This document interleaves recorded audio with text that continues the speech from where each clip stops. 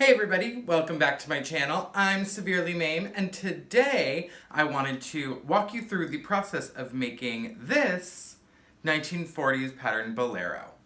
I found this simplicity pattern, and I've seen it over the years. Never purchased it. Was always like, oh, I don't know, that skirt cut isn't really for me. I don't love big full skirts as much these days. And then I got into my suit making and desires to wear suits all the time, and I was like, wait, that bolero would make the perfect top for a pencil skirt set. I bought the pattern the other day when it was on sale at Joanne. It was the Simplicity $1.99 pattern sale, so I couldn't pass it up. And I am extremely pleased with how it came out. Now, if you didn't watch my last video, I will put a card up to it here where I do all the cutting. I get into batch cutting for all of my projects. And you can see me cut this pattern out there. And now I'm going to walk you through how I made this. Now, I'm not going to go super in-depth on every piece of it, but I do want to know if you guys want videos on how to use a store-bought pattern. Now, I am a home sewer, tried and true. I was taught how to sew using store-bought patterns. So whenever I make patterns for myself now, I do it at a 5/8 seam allowance just because that's like really what I know. And I've realized, especially being in the drag world, that a lot of girls who do like learn how to sew, especially later in life, don't know how to use a sewing pattern. And to me, it's such a second nature that I didn't realize it was something that people might want to learn. So if you want me to do like some of the basics of using a store-bought pattern, let me know down in the comments, because I think that could be something helpful, because I do a lot of store-bought patterns, and that way you could follow along if you wanted. So I'm just going to get into the making of this wonderful 1940s pattern bolero. So on to the sewing. As with most projects, I am going to start with all of the darts. The darts on this bolero, there is, I think, 2 on the front and 2 on the back. There's 4 in the front and 2 in the back, excuse me. And I'm starting by sewing all of these. I was always taught in the store-bought pattern universe that you don't backstitch at the end of your dart, that you take it right to the end and then you knot it to prevent there being like a noticeable bubble at the end. Some people don't do this for all fabrics. Some people don't do this at all. It's just how I learned how to like sew darts when I first was starting, and it's just how I've always done it, and it's never given me any problems. So I start by sewing all of the darts for the outer shell of this bolero. The fabric I was using, luckily, was really easy to move around. Here I have now jumped to sew it, these little stay stitch, like corners of the collar piece. You stitch for about 1 inch on each direction of the dot, and then it ends up, you cut down to almost the dot, and then that will be stretched later when you are stitching the collar onto the back, but we'll get to that in a little bit. So I sew up all of the darts, and then I do all the stay stitching. Because this is a flannel, it like has the ability to stretch out a little bit, which I was worried about, so I made sure to follow all of the stay stitching directions, and in the long run it did me well. I usually try to in general. But yes, I specifically did with this one. I just sewed up the back seam because the back piece has 2 pieces that are curved and put together for a little bit more shape. Here I've brought it over to the iron, and I'm going to press all my darts and, oh, that water. I'm going to press all my darts and press my seams down. I tried to pattern match this fabric. I didn't do a great job. But, you know, it's just a holiday little bolero. It's not a huge deal. It's a busy print. And I was trying to make it a little more easy to look at, but, you know, we do what we can. The next step is I am sewing up the side seams and also attaching the shoulders and that collar piece that I was talking about earlier. You kind of have to stretch to make it fit, and that's why you do the little stay stitches and the clips into that corner. And I was a little worried that I was going to get like a pucker or something, but I was able to work it out where the there wasn't a pucker or anything, but I did have to go back and take out those basting stitches that I put in.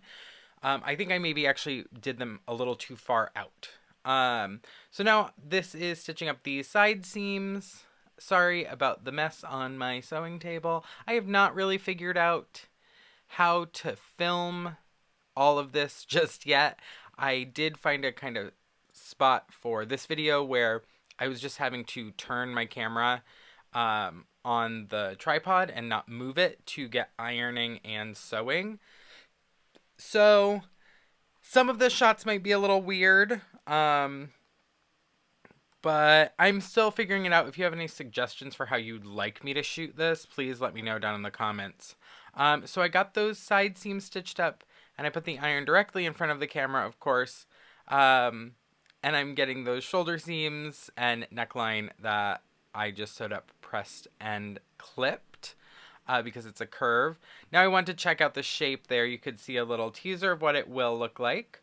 Now I have moved on to the darts on the sleeve pieces. Elbow darts on a jacket are my favorite vintage touch. I've talked about this in past projects, I think, or maybe just on social media in general. I love elbow darts. I think it's something that like really elevates a project and makes it really have that true vintage feel. It seems so excessive, and it's like usually it's 2 elbow darts each sleeve. So it's like 4 quick little additions that make something fit really nicely and I think really have an added glamour that no one even ever will notice, but like I look for it now. But that's just something I love. I'm doing the gather stitches at the top of my sleeves here, 2 rows, and then I have pressed down my darts already and I'm pinning the side seams together to stitch that up. Sleeves have always been a hard part for me, and I have found that I've gotten better at them finally after, 20 years of sewing. I feel like I have a decent idea of how to actually sew sleeves now. Still not great at them, but I think I can figure it out a little bit more than I could in the past. I'm stitching up the sides of the arm sleeves now, and I've done the stitches on top. Now, I guess I did not film me gathering and pinning these in, but I did. Now, this might be common knowledge for everyone. You do the gathering stitches on the top edge of your sleeve. And I did that. I used to always do that, but I would pin it into place and then gather it. And I've obviously recently figured out that that was wrong. I gathered it all first, then I put it in and matched up the bottom seam, the notches, and then all of the dots, and spread out the gathers from there, and it worked so much better. And this was just a me problem, I think, in the long run. But I put in my sleeves, and once the sleeves were in, it was time for the shoulder pads. I stitched these in. It tells you to put it on and see where they're positioned. I, for myself, know that if it is a size 18 pattern of simplicity, I can put the shoulder pads centered onto the shoulder seam, and it almost always works correctly. Now, I also did not want to put this on to put them in because I was worried about stretching this fabric at all. Because it's kind of a loose weave, I didn't want the bottom of it to get out of shape before I could put the facing on, because I've run into that issue in the past with different fabrics and patterns, so I'm a little cautious. Now here I am sewing the seams for the lining and facing. I just did the facing pieces, and later you'll see that I actually did something wrong. I stitched one of the facing pieces upside down, which was a quick, easy fix later. But the notch wasn't far enough to one side, and it matched up, flipped the wrong direction. So that's just not really a full pattern issue. That was me not paying great attention. Here I'm sewing the darts for the lining. I chose a wonderful red satin that I had around the house. All of this fabric was stuff I had that I wanted to use up. So I'm doing the darts for the jacket. Now I think at some point I will show you the directions, and that there is, yes, here. I ran into an issue, whereas like the photo has 2 darts for the front piece in the illustration, but the pattern doesn't actually have those. I primarily go off of pictures when I am doing my pattern directions, because I've done patterns for so long, store-bought patterns. So I mostly go off of the photos. So I'm doing up all of the darts and getting that all pieced together. Here I will interject with, I did not use any interfacing on my facing pieces like this pattern says you should. Now I've found that interfacing pieces for me sometimes can give me a little bit of trouble, especially if it has a like glue in it and you're ironing the fabric to it. Now I find that can make some fabrics not want to match the outer shell when you're trying to put the facing to it. So I won't use those. Sometimes I'll just use a muslin fabric. But on this project, I omitted it completely, and I stand by that choice now that the garment is finished and everything. I think it worked out fine. In this lining, there is a pleat in the center back that's for a little bit of movement in the shoulders, and the pleat doesn't go all the way down to the bottom. It's only done up at the top. So here I am piecing all of the facings and the linings together, so I can then put those together before I attach them to the shell. Now, I'm sorry, I have the paper directions here, so if you hear paper crinkling, that's what it is. I'm pressing out all my seams for the red satin lining, and here is where I will pin it in. I pinned it wrong so many times. I don't know if it was because I was trying to rush to get this video done or what, but I pinned it wrong so many times, so you'll see me like take it apart and put it back together a few times. And this is because I must have just not been paying great attention, which is something I suggest you do when you're sewing, is pay attention to your pattern pieces. And I'm just happy I didn't stitch anything before I realized I did it wrong. And soon you will notice that I have figured out my error. There it is. I figured it out, and I'm like, what should I do? And then I finally decide that I need to take out all of just looking at it so much, being like, where's my issue? What did I do wrong? I was like, why did I put this whole facing on upside down? It's like, no, you put the center facing piece in upside down. So I am now going and taking out all of the pins for I think a third time. And I actually don't end up taking them all out. I only take out the ones of the facing piece that I need to swap. I think I was a little brain dead. Christmas stress has been getting to me, but I just fixed it, flipped the piece I needed, and now it all fits perfectly. You leave this center back open between the lining and facing piece, because later that's where you flip the entire bolero right side out after you've sewn the facing all in, so it's a nice clean edge all the way around. So here I am stitching that all together. This was fairly quick and easy. The footage that I have recorded of me working on this was about 3.5 hours. So over the course of 2 days, and it would have been 1 day if my camera battery hadn't died. I just was not planning well. And halfway through, my camera battery died, and I was like, well, I'll just pause the Bolero, till it's charged, and I ended up working on another project and picked this back up the next day. I didn't video the other one, obviously, because my battery was dying, but also I just needed a quick project getting done for the holiday season. So now I'm taking these over to the iron and clipping and pressing. So I clipped all those curves, and then they get pressed in towards the red satin part. Uh, and you didn't have to stay stitch this or anything. But then the lining is attached with the exception of the shoulder and collar. So this was done just like it was with the outer Bolero piece, and matched all the matched up all the dots, matched up all the centers, and matched up the notches. Wow. Really kind of out of it with the holiday season right now. I'm juggling a lot of projects to finish by Christmas.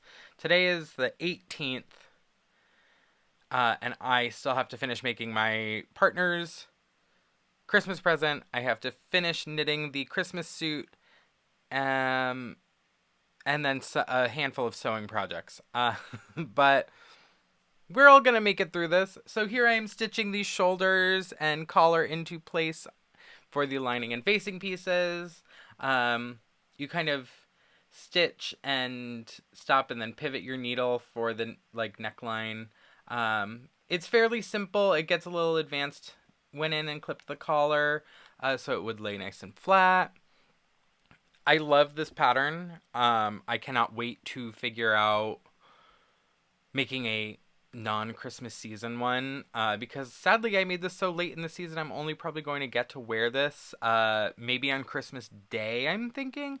I have worn it just to run to the store and the post office this morning. I figured I had to be the best dressed person in the post office, and I was, but that wasn't extremely hard. But I enjoyed it. So here I am doing the darts on the sleeves for the lining piece. The directions got me a little confused, actually. Here it tells you to stitch the sleeve lining and sew the Bolero lining together. But then, and maybe I was just reading the directions wrong over and over and over, but I was like, why is it not having me sew the shoulders and then putting in the sleeve pieces? And because how I kept reading the directions, it was saying to do it the opposite way, which made no sense to me. So this is where I stopped kind of paying attention to the directions as heavily, because I was getting a little frustrated with them. I think that the directions for this pattern get a little wordy, and they get wordy enough that they get confusing. So if you're not super advanced in sewing and you can't kind of just make some educated guesses, this might be a little bit hard of a pattern to follow. Here, as you can see, I was just doing the sleeves still. It was the gather stitches at the top and then stitching the side seams together, just like the ones for the outer shell. So then I will take these, press them, and set them into the lining so that it is one full piece. Now, like I said, I have gotten much better at sleeves in the last, 24 hours now. Here you can see me gathering the sleeve before I put it in, which is the only sensible way to do it, which I didn't do it this way for years and years, and now I feel like a fool. So here I am, struggling, but getting there to put in the sleeves. I tack down at the bottom, and then I do the notches, and then I do the center top to the center top dot to the center top seam, and then I do the ones on the sides, and even out all of my gathers. I can do a video specifically on how I put on sleeves. If anyone would like to see that, let me know down in the comments. I struggled with sleeves for years, and now I think I've found a method that really does work for me. I recently acquired a 60s June Taylor board that has the nice sleeve shape. So I'm excited to use that. Maybe that can become part of a video. So here I am sewing them in. I do not take my pins out always when I'm sewing. It depends on the fabric, but when I'm sewing a satin like this, I don't even risk it. I just kind of move a little slower than I normally would so I don't hit and break pins or my needle. So I've gotten in one sleeve. I am now pinning in the other. I like to pin them in one at a time because I think I accidentally pull out pins if I have them both pinned in and then I bring it to the machine. And I really don't want them to shift. I want them to come out nice with no gathers unless they're supposed to be gathers. So I just do them one at a time like you can see here. And I'm very happy with how the sleeves on the outer shell and the lining of this one came out. Now with my machine, I have to put all of the pins on the inside of the armhole and then like rotate the sleeve, stitching it on like the inside of the sleeve, where on one of my other machines with a smaller arm, I would probably have stitched it normally on the like outside with the sleeve piece kind of wrapped around the arm of the machine, but my machine's too wide to do that. So here I am stitching the lining to the outer shell. Very exciting. Things are coming together. Now you only do this to a set of notches, only stitching up the top from I think a double notch to a double notch or something like that. And there's cute little design like shaping on the lapel that I went over a second time to make sure it was nice and sturdy and clipped the curves there. I should have maybe trimmed the fabric down a little bit, but I didn't, and I don't think it actually affected it very much. Now here you are going to top stitch, or what do they call it? Understitch. Sorry. You're understitching the seam allowance to the lapel. Now the directions say to do this, that you're stitching it to the lining and facing piece. And I was like, wait, that makes no sense to stitch it that way because it would, when the collar turns out, if it's on the inside of the like jacket, the top stitching will show, or the understitching will show as top stitching. So I did it on the outer shell piece because naturally how a collar and lapel rolls over, that would be hidden. So I deviated from the directions there, and I'm happy that I did because it looks really nice, and I think it holds the shape of the collar really well because I didn't put any interfacing or anything like I said, so it gave it a little bit of structure almost. So now I have sewn all of that. I can sew the bottom portion of the outside so that it can then be flipped momentarily. So I'm going to stitch from the notches, the double notches from like one side through the entire bottom to the other side. So now the entire facing and outer shell have been sewn together. I'm going to clip the corners just as I did with the other portion of this.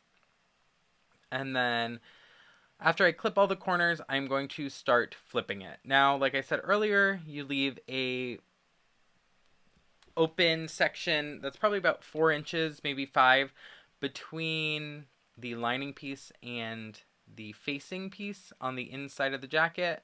And it was a little tight of a squeeze with the shoulder pads, but it was fairly easy. And now I am just going around and ironing all of those pieces together. Make sure the edges are nice and smooth, and that I don't need to clip any more corners before I stitch up the opening into the back.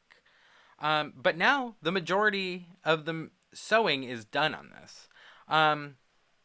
I, again, have deviated from how the pattern directions have you do this for the sleeve. Now, there was a 1.5 inch turn for this sleeve, so I measured that out and ironed it. I went for a new angle for my ironing here, and I think it worked out. I can't wait to buy an ironing board after this holiday season. So then after I turned under the 1.5 inches for the end of the sleeve. I cut off 1 inch of my lining because they were made from the same pattern. I cut off 1 inch of my lining and turned it under 1/2 inch. I did this to both sides. I cut it with my grandmother's pinking shears that I use. Like I said, I turned this 1/2 inch after cutting off 1 inch. Now here, oh, this is a strange shot. Oh yes, okay, so I'm just doing a running basting stitch around the edge of the sleeve. So it will be held there because I'm not doing any visible seaming of the lining and the outer sleeve. Oh, just got crazy with the camera for a second. So here I am matching up the unhemmed edge on the inside of the jacket to line up. So there's going to be no raw edges showing anywhere. Gosh, this is hard to explain because I'm not super educated in this. No edges were turned twice, so what I'm doing is just matching up the raw edges on the inside of the sleeve, and then I'm tailor stitching the lining to the inner cuff and making that all hidden. So there's about 1 inch of the plaid material on the outside, and then stitched to it is the lining satin, which you can kind of get a better view of. And then you take out that basting stitch. I just explained that terribly. Oh God. So I just wanted to give you a view of the finished project. Now I've already made a matching skirt and little head wrap, and now the bolero makes a set. The lining is a red satin, as you've seen, and looks so great when it opens up a little bit. I obviously will adorn this with some brooches, some matching earrings, and bangles, most likely all from Bow and Crossbones, just saying. But I love this blazer. Here's me being a model for you. But I'm gonna get back to explaining that sleeve a little bit. There might be a video. Now that you've seen how I put it together, I'm going to talk about it a little bit more. The sleeves, I got really jumbled on how to describe what I did. But basically, the outer shell is turned under 1.5 inches. The lining, which is cut from the same pattern, is trimmed 1 inch shorter than the sleeve pattern, and then turned up 1/2 inch. So that means that there's 1.5 inches here that is turned under, and then there is 1/2 inch of seam allowance here, and I meet the two raw edges together and stitch them with a slip stitch or a tailor stitch to hide all of the raw edges, and this way you have a little bit of ease that the rest of the sleeve lining can come down and be pressed to cover it. Now this is how a Different Simplicity suit pattern had me do it, and I really liked this method. The one in this pattern, I was trying to read through it and was finding it a little convoluted. Now I have not been doing my best making work in the last week or two because the holiday season is upon us. It is days till Christmas. I am still not done making Christmas presents, so I've been kind of rushing through things.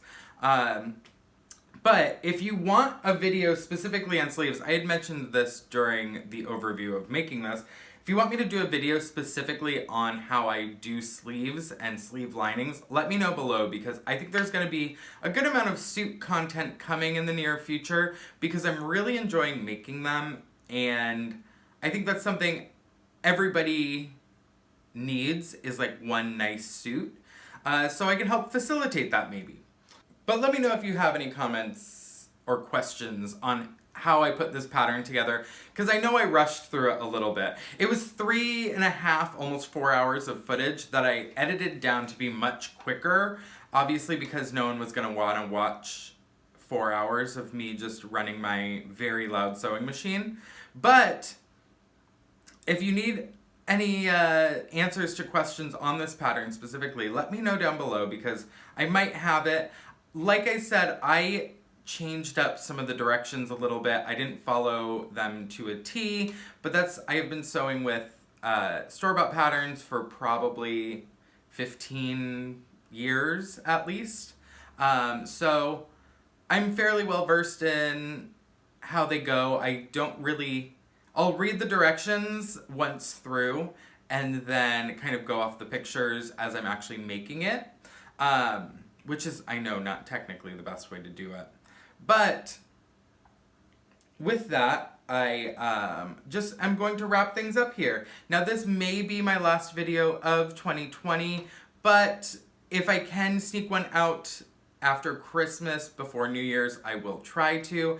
It is going to be a busy week.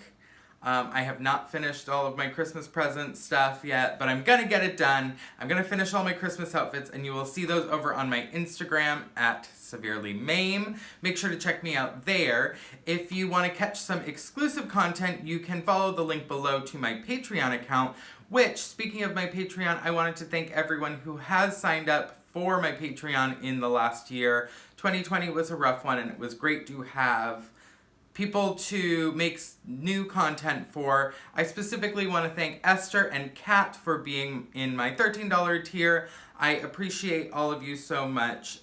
Your contributions help me make all of these videos.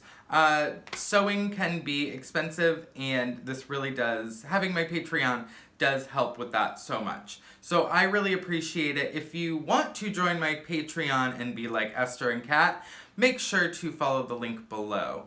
Now, thank you so much for watching. I am Severely Mame. It is the end of 2020. Christmas is days away. I hope all of you are being safe and going to celebrate at home with the people that you love.